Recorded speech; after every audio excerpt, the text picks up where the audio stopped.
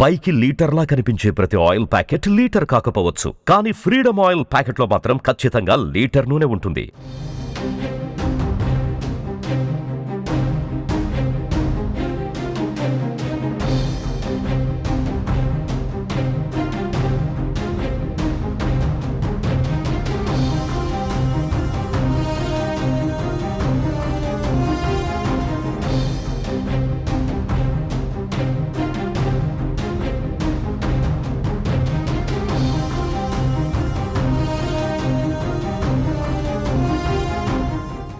AP deputy CM Pawan Kalyan చిన్న కుమారుడు mark శంకర్కి చికిత్స కొనసాగుతుంది.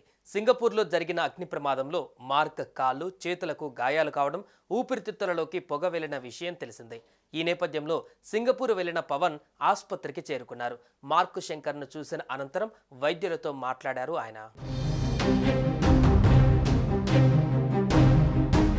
సింగపూర్ వెళ్లిన పవన్ కళ్యాణ్ నేరుగా ఆసుపత్రికి చేరుకున్నారు. కొడుకును చూసి పవన్ కళ్యాణ్ భావోద్వేగం చెందారు. అక్కడి వైద్యులు అధికారులతో మాట్లాడి ప్రస్తుత పరిస్థితిని తెలుసుకున్నారు. అందరి ఆశీస్సులతో తన కొడుకు కోలుకుంటున్నాడని పవన్ కళ్యాణ్ తెలిపారు. ఇక మార్క్ కోలుకుంటున్నాడని, ఊపిరితిత్తుల దగ్గర పొగ పట్టేయడం మూలంగా తలెత్తే ఆరోగ్యపరమైన ఇబ్బందులపైన మరో 3 రోజుల పాటు టెస్టులు చేయాల్సి ఉంటుందని వైద్యులు తెలియజేసినట్లుగా పవన్ చెప్పారు. ప్రస్తుతం మార్క్ శంకర్ని ఎమర్జెన్సీ వార్డు నుంచి జనరల్ వార్డుకి తీసుకువచ్చామని పవన్ వెల్లడించారు.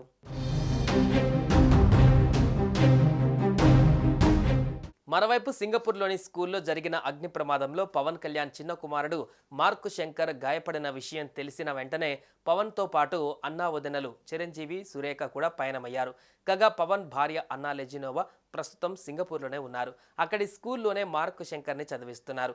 ఈ క్రమంలో పవన్ చిన్న కుమారుడు మార్క్ శంకర్ సింగపూర్లో ఒక పాఠశాలలో జరిగిన అగ్ని ప్రమాదంలో గాయపడ్డారు. ఈ సంఘటనలో అతని చేతులు మరియు కాళ్లపైన కాలిన గాయాలు, పొగ పీల్చడం వల్ల సమస్యలు తలెత్తాయి. ప్రస్తుతం అతను స్థానిక ఆసుపత్రిలో చికిత్స పొందుతున్నాడు. ఎప్పటికప్పుడు వైద్యులు అతని పరిస్థితిని నిశితంగా పరిశీలిస్తున్నారు. అయితే ఈ అగ్ని ప్రమాదంలో 19 మంది గాయపడ్డారని, వీరిలో 15 మంది పిల్లలను సింగపూర్ సివిల్ డిఫెన్స్ ఫోర్స్ ప్రకటించింది. మంటలు వ్యాపించిన భవనంతో పాటు పక్కనున్న భవనాల నుంచి 80 మందిని సురక్షితంగా తరలించారు.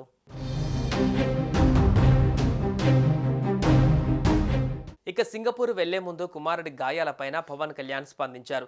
సమ్మర్ క్యాంపులో అగ్ని ప్రమాదం జరిగి శంకర్ కాళ్ళు చేతులకు గాయాలయ్యాయని, ఊపిరితిత్తులలోకి పొగ చేరిందని పేర్కొన్నారు.